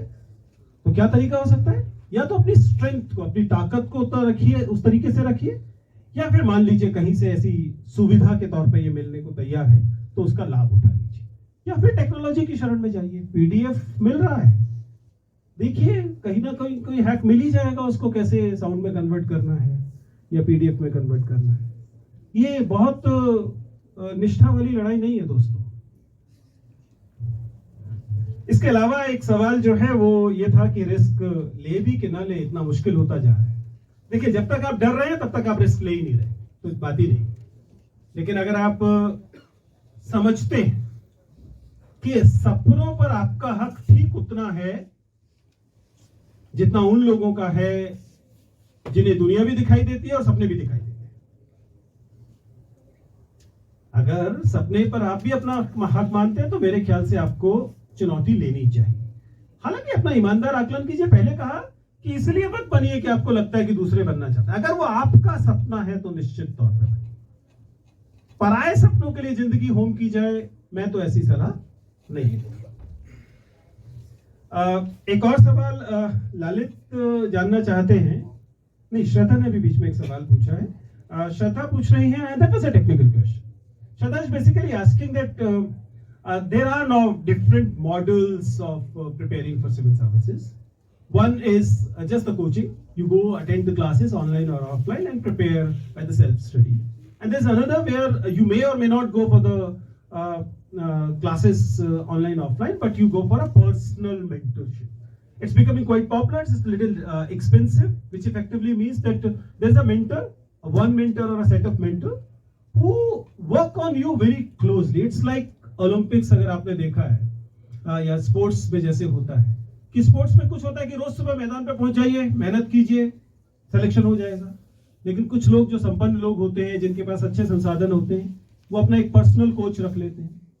जो और संसाधन संपन्न होते हैं वो पर्सनल फिजियोथेरेपिस्ट भी रख लेते हैं, और संसाधन संपन्न होंगे वो अपना एक टेक्निकल एक्सपर्ट भी रख लेंगे। फिर वो आपको बताएगा कि आप अपने हाथ को ऐसे मोड़िए, ऐसे कीजिए। क्या मैं ये कह रहा हूं इससे कोई असर नहीं पड़ता? पड़ता है। लेकिन अगर हम उसी दृष्टि से चले जिस दृष्टि से हमने बातचीत शुरू की थी, तो इससे केवल गैप और बढ़ जाता है। कुछ लोग हैं जो पर्सनल मेंटरशिप अफोर्ड कर सकते हैं, 1 मेंटर, 2 मेंटर, 4 मेंटर, ठीक है। आप कह सकते हैं कि नहीं जी मैं तो इंडस्ट्री का बेस्ट है, उसी को 1 लाख रुपया महीना दूंगा और वो मुझे पर्सनल मेंटरशिप दे देगा। फर्क जरूर पड़ सकता है, लेकिन फिर से यही बात है कि इससे शायद अंतराल और बढ़ जाएगा, लेकिन यदि आप इस स्थिति में हैं कि आप मेंटरशिप अफोर्ड कर सकते हैं, तो मैं किस मुंह से आपसे कहूं कि आप इस संसाधन को मत लीजिए इस्तेमाल, फर्क तो पड़ता ही है। मैंने पिछले दिनों कुछ कोचिंग सेंटर्स के मेंटरशिप प्रोग्राम्स को देखा, बहुत वैज्ञानिक तरीके से बनाए गए हैं। आप जब तैयार करते हैं तो आप कहाँ गलती कर रहे हैं इसका अनुमान बहुत पहले लग जाता है, और फिर आपकी उस गलती को ठीक किया जाता है, आपकी आंसर राइटिंग्स को लगातार देखा जाता है, यहाँ तक कि बहुत बार आपके न्यूट्रिशन लेवल को, आपके स्लीप साइकिल को, इन चीजों को भी एनालाइज करते हैं। हालांकि मैं वहां डराने के लिए नहीं कह रहा हूं, क्योंकि जिन लोगों के पास ये सुविधा नहीं है उनके लिए मामला और मुश्किल हो जाएगा, लेकिन ऐसा हो रहा है और इस बात के लिए तैयार है। Now two Lalit is asking कि सर हम तो सीबीसीएस से पढ़े, अच्छे से पढ़े, एनईपी वाले क्या हमसे ज्यादा फायदे में होंगे? मैं तो एनुअल सिस्टम से पढ़ा था दोस्त। एनुअल सिस्टम में कुछ क्लासेस हुआ करती थी, मैं हिंदी ऑनर्स का था, कुछ लोग बीए प्रोग्राम के होते थे। बीए प्रोग्राम उस समय बीए पास कहलाता था, कुंजी चैंपियन से लोग पास हो जाते थे, क्लियर हो जाता था। बहुत सारे मेरे साथी होंगे, मैं तो बीए पाकिस्तानी था, हिंदी ऑनर्स का था, लेकिन फिर तो सिस्टम्स बदलेंगे, सिस्टम्स बदलेंगे। कभी आपको लगेगा पॉजिटिव डायरेक्शन में बदल रहे, कभी लगेगा उतने पॉजिटिव डायरेक्शन में नहीं बदल रहे, लेकिन अल्टीमेटली एक ग्रेजुएशन प्रोग्राम आपको क्या देगा? ग्रेजुएशन प्रोग्राम आपको क्रिटिकल एनालाइज करने की एबिलिटी देगा, आप में आलोचनात्मक विवेक पैदा करेगा, आप में सोचने समझने की क्षमता पैदा करेगा। अब वो गोदान के का उपन्यास पढ़ा के करे, या फिर वो अंग्रेजी का कोई उपन्यास पढ़ा के करे, या किसी और टेक्स्ट से करे, इससे कोई खास फर्क नहीं पड़ता। इसलिए कौन सा सिस्टम अब आप जिस सिस्टम से पढ़े उसके बेस्ट पे कैपिटलाइज कीजिए। Don't worry about the coming system, क्योंकि आप पे तो वो लागू ही नहीं हो रहा। जिन पे लागू हो रहा है उनके लिए बताया कि थोड़ा सा फ्लेक्सिबिलिटी ज्यादा बढ़ी है, लेकिन इसका मतलब ये भी है, अगर आप विजुअली चैलेंज के हिसाब से देखें तो कई इंटरेस्टिंग चीजें वहां हुई। मसलन मान लीजिए आप कोई एक पेपर चूज करना चाहते थे पहले, और आपका कॉलेज वो पेपर ऑप्ट नहीं करता था। मान लीजिए आप विजुअली चैलेंज विद्यार्थी और आपको लगता है कि संगीत पढ़ना एससीसी में आपके लिए फायदेमंद रहेगा, और आप संगीत पढ़ने के लिए फॉर्म भरते हैं, कॉलेज कहता है कि आप अकेले स्टूडेंट हैं, मैं आपके लिए संगीत के लिए मास्टर कहां से ला दूं? नहीं, एनईपी आपको ये अलाउ करती है कि कोई बात नहीं, आप यहां पर मत पढ़िए, आप इसी पेपर को जाकर पड़ोस के गार्गी कॉलेज में या मोतीलाल नेहरू कॉलेज में पढ़ के आ जाइए, आपको उसकी क्रेडिट यहां पर दे दिए जाएंगे। तो इस मायने में आपकी फ्लेक्सिबिलिटी थोड़ी सी बढ़ती है, आपकी चॉइस थोड़ी सी बढ़ती है, आपको थोड़ा सा लाभ होता है। So that will help. So in that way, thank you. Thanks for talking. So primarily, my understanding is कि visually challenged aspirants के लिए न्यू एजुकेशन पॉलिसी कम से कम डरावनी नहीं, आपको थोड़ी सी चॉइसेस उसमें बढ़ती हैं, और अगर आप उनका सही एडवांटेज लें तो थोड़ा सा फायदा हो सकता है। नुकसान होने की संभावना मुझे अभी नहीं दिखाई दे रही है। हालांकि ये अलग बात है कि अगर आपको मान लीजिए इंस्टीट्यूशन शेयर करने हैं तो विजुअली चैलेंज विद्यार्थी के लिए ज्यादा चैलेंजिंग है। आप यहाँ से मान लीजिए आप एक सेक्शन जो है वो चाहते हैं कि जीसस एंड मैरी कॉलेज में जाके पढ़े, तो कैसे आप यहाँ से जाएंगे, वहाँ कैसे पहुंचेंगे, अगर ऐसी कोई व्यवस्था हुई तो, और कैसे आप उसका पालन करेंगे। There may be logistic issues with the issues of being specially abled, तो वो वाला एस्पेक्ट डेफिनेटली रहेगा, बट आई स्टिल बिलीव कि डरने वाली कोई बात नहीं। The last question probably was from Anshuman, and Anshuman basically he was talking about the sir हम जब आईएएस बन जाएंगे, पहले तो बाकी लोग जो बन गए वो क्यों नहीं सिस्टम को मोर इंक्लूसिव बना पाए, why? And second, मान लीजिए हम आईएएस बन जाते हैं तो what should we do so that the system is more inclusive? But this is a wonderful question actually, and it has answer in itself. Please understand that system works in a wonderful manner to sustain the way it is. Bureaucracy, there are people who believe that the bureaucracy is also agent to change, but most believe that the bureaucracy is a status quo force. It works more on keeping the system the way it is rather than changing the system. इस वजह से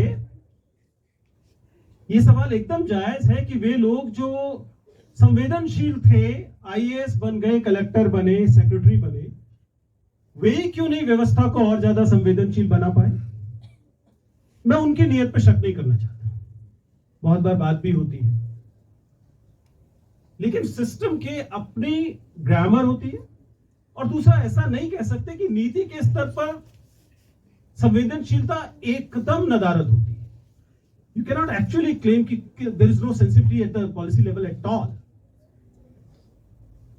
but the system works in its own way. इसलिए जब आप पहुंचेंगे तब आप उस सिस्टम के कॉन्स्ट्रेंट्स को भी देखेंगे। Every institution has its own organic life. We are no more the same bureaucracy the way we were in 1940s or when we were British colony. So we have moved a bit, but there is a lot more to travel. मेरे पास तो एक ही तरीका है जो मैं बता सकता हूं, वो ये है कि अपनी ब्यूरोक्रेसी को ज्यादा रिप्रेजेंटेटिव बनाने। If 4% of the union secretaries are from the person of disabilities, then the policy will definitely be more sensitive to specially abled people. Certainly. अगर आपके पास 16% सेक्रेटरी मुसलमान होंगे तो समाज की नीतियों में सांप्रदायिकता कम होगी ही होगी। अगर 50% सेक्रेटरी महिलाएं होंगी, then you will have a gender sensitive bureaucracy in any case. New Zealand की संसद अगर 50% सांसद महिलाएं हैं तो आप समझ सकते हैं कि जेसिंडा जो काम करेंगे वो डेफिनेटली एक ज्यादा पेट्रियार्कल सिस्टम की तुलना में ज्यादा जेंडर सेंसिटिव होगा। तो मेक इट मोर रिप्रेजेंटेटिव। तो अगर आप विजुअली चैलेंज एस्पिरेंट हैं तो आप ब्यूरोक्रेसी में पहुंचेंगे तो आपके लिए तो कैरियर मूव है ही, आप इस देश का भी एक काम कर रहे होंगे। आप उस व्यवस्था को और संवेदनशील बना रहे होंगे जिस व्यवस्था को संवेदनशील बनाने की जरूरत है। With this I think I am through with the questions. Thank you.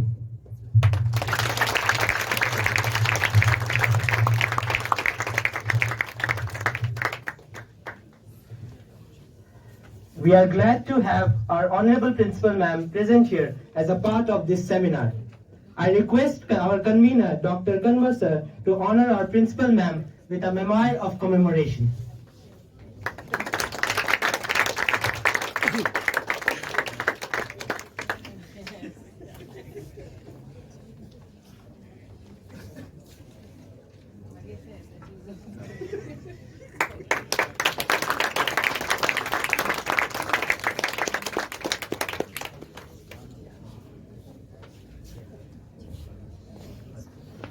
Leadership is the capacity to translate vision into reality.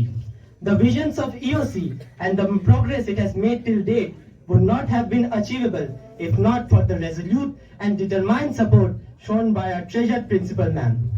She is a woman of great foresight, dynamism and conviction. Under her wing, the institution has grown leaps and bounds, and we may continue to do so until we reach the next level of glory. We are indebted and blessed to have been readily motivated and driven by her. These words are not enough to praise the support that EOC receives from our Principal Ma'am. With all humility, I would like to request our Principal, Professor C. Sheila Reddy Ma'am, to please address the gathering and share with us her wonderful words of wisdom.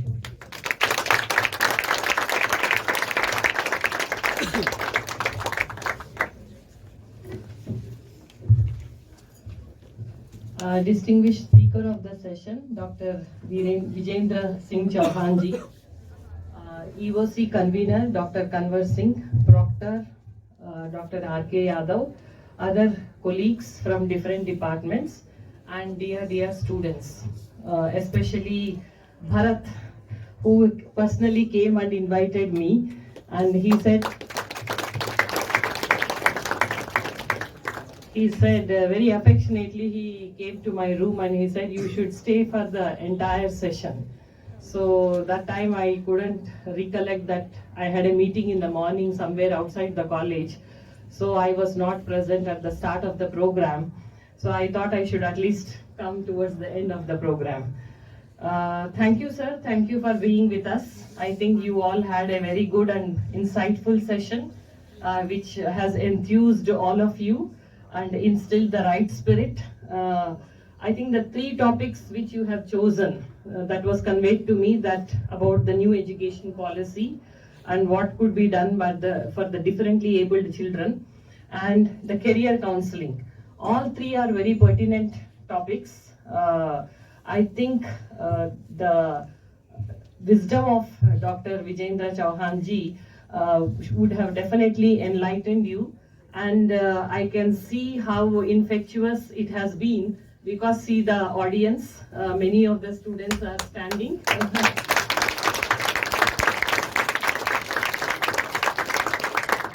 So normally sometimes there are programs, sir, I would be very frank, we keep calling students and faculty so that the hall is half full. Now it is overcrowded, okay? So I'm really feeling very happy, and every program should go on like this with the same spirit and dynamism. And EOC in our college, it has a special place in our hearts. It definitely does very good activities which promote the spirit of inclusiveness. So we try our bit to be very friendly and to provide a conducive atmosphere to all children or all students who enter the portals of Sri Venkateshwara College. And the faculty are also quite cooperative, and they help me in my endeavor to give the best to the college. That way I am blessed to be part of this college. And like I know already you had a very long session, you all must be tired, I don't want to take much of your time. And I from the bottom of my heart, I sincerely extend my thanks to you for being with us and interacting with all the students and patiently responding to the questions. I just heard you saying few things, a response to few questions. And there was one very important question, I think, for which sir was saying the bureaucracy has to be representative. So being a student of political science, when you talk of bureaucracy, I can't withhold myself. So I would like to add few things.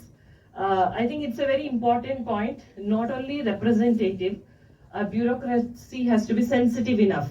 Sensitive is most of our policies, they are sympathetic rather than empathetic.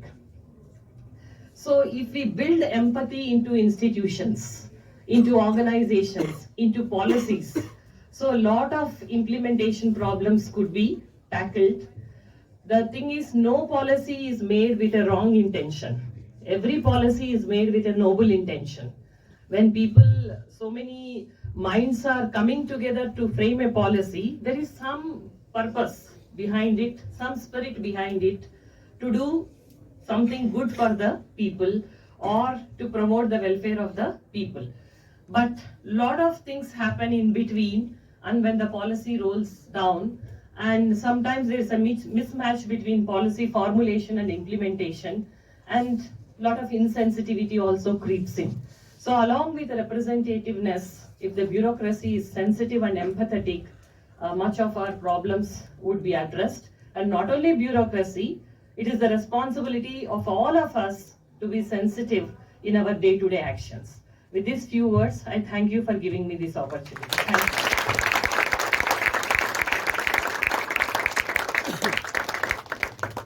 Thank you so much, ma'am. We're always indebted to your constant support and motivation that you provide for us. धन्यवाद ज्ञापन हमेशा एक मुश्किल कार्य होता है, और आज मुझे ये काम सौंपा गया है, तो मैं भी कोशिश ही कर सकता हूं, क्योंकि हम सभी शायद सर को और सुनना चाहते थे, पर समय की भी अपनी सीमाएं हैं और समय को माफ कर देना चाहिए।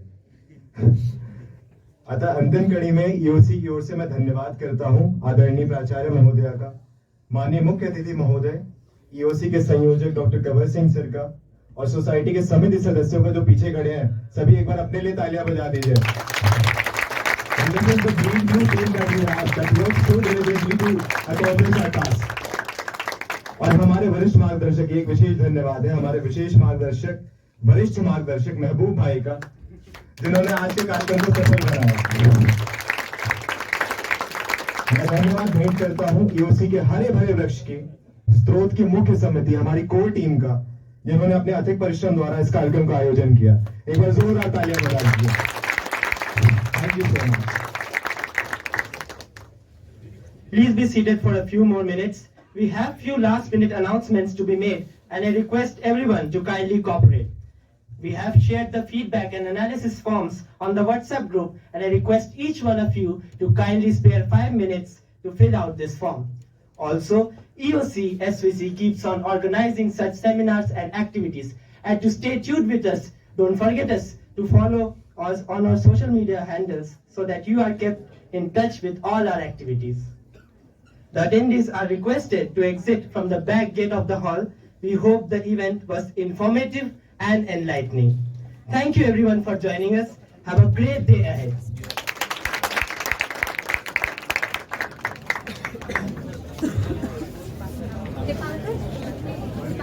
Volunteers are requested to please stay back. Volunteers and